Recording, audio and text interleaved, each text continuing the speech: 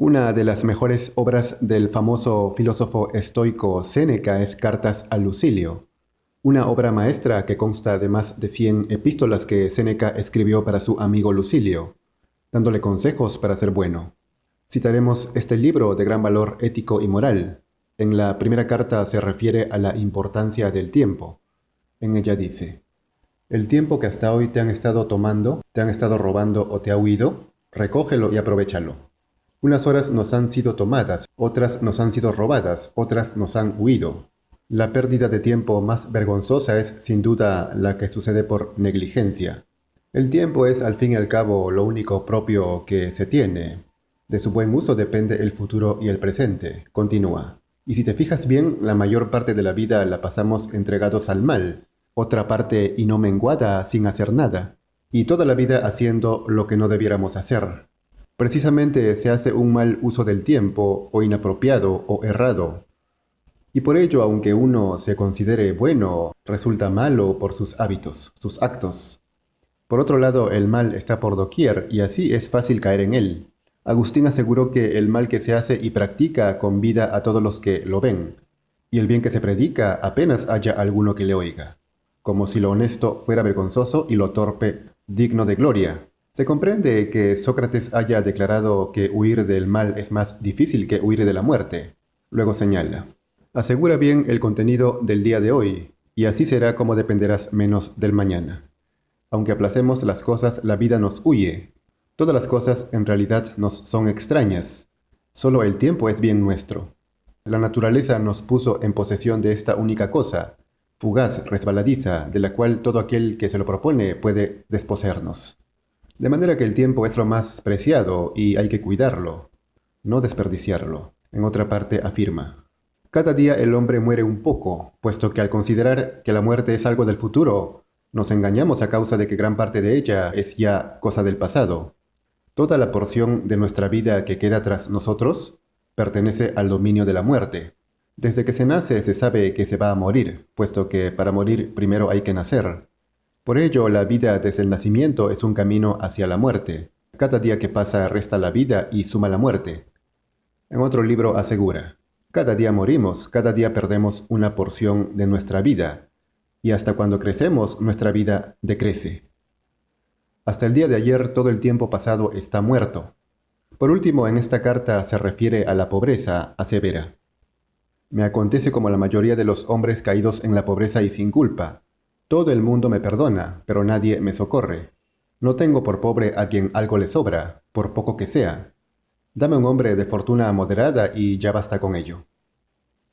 Si algo te sobra, por pequeño que sea, es decir, que no uses, significa que no eres pobre. Hay que recordar el proverbio chino: un mediano bienestar tranquilo es preferible a la opulencia llena de preocupaciones.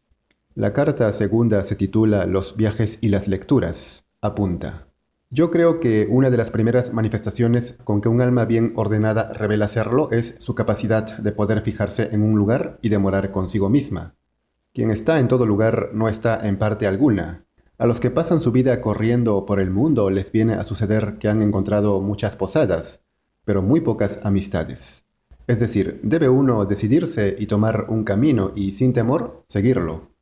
Establecerse en un lugar y crecer, ser estable. Luego advierte: muchedumbre de libros disipa el espíritu, y por tanto, no pudiendo leer todo lo que tienes, basta que tengas lo que puedas leer.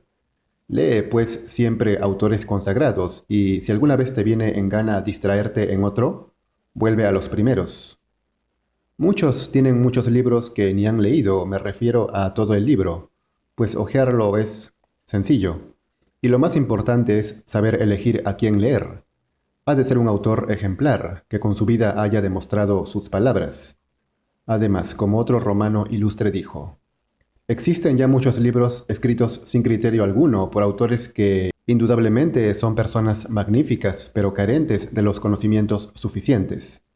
Continúa: procura cada día hallar alguna defensa contra la pobreza y contra la muerte, así como también contra otras calamidades, y luego de haber pasado por muchos pensamientos, escoge uno a fin de digerirlo aquel día.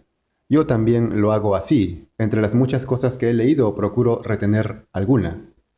La de hoy es esta que he cazado de Epicuro. Es cosa de mucha honra la pobreza alegre. La lectura ha de servir a la vida, ser útil contra las desgracias, contra los temores. Y así contra la pobreza Séneca dice, la pobreza, empero, ya no es pobreza si es alegre, por cuanto que no es pobre quien poco posee, sino quien desea más de lo que tiene. Porque, ¿qué importa cuánto tiene aquel hombre en sus arcas si anda codicioso de las riquezas ajenas, si no cuenta las cosas adquiridas, antes bien las que piensa adquirir? ¿Me pides cuál es la medida de las riquezas? En primer lugar, tener lo que es necesario. Después, lo que es suficiente. Conviene recordar lo que Agustín diría después, acerca de los ambiciosos, los que suspiran por ser ricos, volviéndose codiciosos. La tercera carta lleva por título Elección de los amigos, señala. Si tienes a alguien por amigo y no confías en él tanto como en ti mismo, te equivocas gravemente y no alcanzas a conocer bastante la fuerza de la verdadera amistad. Delibera sobre toda cosa con el amigo, pero en primer lugar sobre él mismo, y contraída ya aquella amistad, es menester confiarse a ella. Mas antes de contraerla, precisa juzgarla. La verdadera amistad requiere confianza plena, pues se da entre iguales, como sostuvieron Platón y Aristóteles, y entre seres del mismo estatus. Y entre ellos no debe haber desconfianza, sino unidad y fidelidad. Continúa. Medita durante largo tiempo si alguien tiene que ser admitido en tu amistad, y cuando llegues a complacerte en admitirlo, acéptalo de todo corazón y háblale con tanta libertad como a ti mismo. Hay que pensar cuidadosamente antes de aceptar a alguien como amigo, pues será como parte de uno, o mejor dicho, como uno mismo. Eurípides aconsejaba que se ha de evitar la compañía de los aduladores, de aquellos que, agradándote, tratan de conseguir un favor. Luego afirma, procura vivir de manera que no haya en ti cosa secreta, nada que no puedas confiar hasta a tu enemigo, pero atendiendo a que ocurren ciertas cosas que la costumbre nos manda mantener ocultas. Comparte con tu amigo todos tus afanes, todos tus pensamientos. Quien actúa bien y no tiene malos hábitos, vicios, no tiene por qué tener secretos con nadie, menos con el amigo. Pregunta, ¿por qué tengo que ocultar palabra alguna ante mi amigo? ¿Por qué delante de él no tengo que sentirme como si estuviera solo? Algunos refieren al primero que encuentran las cosas que solo deben confiarse a los amigos. Otros, al contrario, ahogarían todo secreto dentro de sí mismos. No se trata de que uno ventile su vida, sino que simplemente no se oculte ni tema que otros se enteren de lo que hace. Es decir, en el caso de que no haga nada vergonzoso ni reprochable. Continúa. De manera semejante harás reproche tanto de mostrarte siempre inquieto como de permanecer siempre en la inacción, puesto que aquella actividad que se goza en la agitación, más que actividad es el rebullir de un alma acongojada. Y de otra parte, aquel reposo que tiene todo movimiento por molesto, no es reposo, sino lasitud y desfallecimiento. Ni inquieto ni muy inquieto, incluso el intelectual ha de ejercitarse para estar saludable. Quien constantemente busca diversiones y estímulos exteriores denota un vacío interior. Quien se irrita del movimiento del mundo exterior no está feliz con su mundo interior. No alcanza para calmarle. Algunos se refugian de tal manera en rincones sombríos que tienen por turbio todo lo que está a la luz. La carta cuarta trata sobre el temor a la muerte. Menciona: espera alcanzar un gran gozo cuando hayas renunciado al espíritu infantil y la filosofía te cuente en el número de los adultos. Pues hasta ahora no perdura en nosotros la infancia, sino un defecto mayor, la mentalidad infantil. Y es esto aún peor, puesto que somos viejos pero tenemos los vicios de los muchachos. Y no tanto de los muchachos, cuanto de los niños. Aquellos temen las cosas insignificantes, estos las imaginarias, nosotros las unas y las otras. Esto es como un preámbulo del miedo a la muerte, que es una de esas cosas que tanto se temen, afirma. Ningún mal es grande si es el último. Llega a ti la muerte, debieras temerla si pudiese quedarse junto a ti. Pero una de dos, o no te alcanzará o pasará. Lo mismo dijo otro gran filósofo, Epicuro, que el más terrible de los males, la muerte, no es nada para nosotros. Porque cuando nosotros estamos, la muerte no está, y cuando la muerte está, nosotros ya no estamos. Al morir el cuerpo ya no siente nada, de modo que no puede ser un mal aquello que no causa ningún dolor. Luego dice, No puede caber en suerte una vida tranquila a nadie que piense demasiado en prolongarla, que cuenta como un gran beneficio durar mucho. Piensa en esto cada día para que puedas abandonar con espíritu sereno la vida a la que algunos se aficionan y aferran. La mayoría fluctúa miserablemente entre el miedo de la muerte y las penas de la vida, y no quiere vivir, pero no sabe morir. Es inevitable que quien se aferra a la vida y la considera lo más valioso de todo, lo supremo, tenga miedo de perderla, o sea, de morir. Alguien así cree que lo más importante es el cuerpo. La muerte más grosera es preferible a la servidumbre más elegante. Por otra parte, no hay que fiarse de la prosperidad temporal. No quieras confiarte a la tranquilidad presente.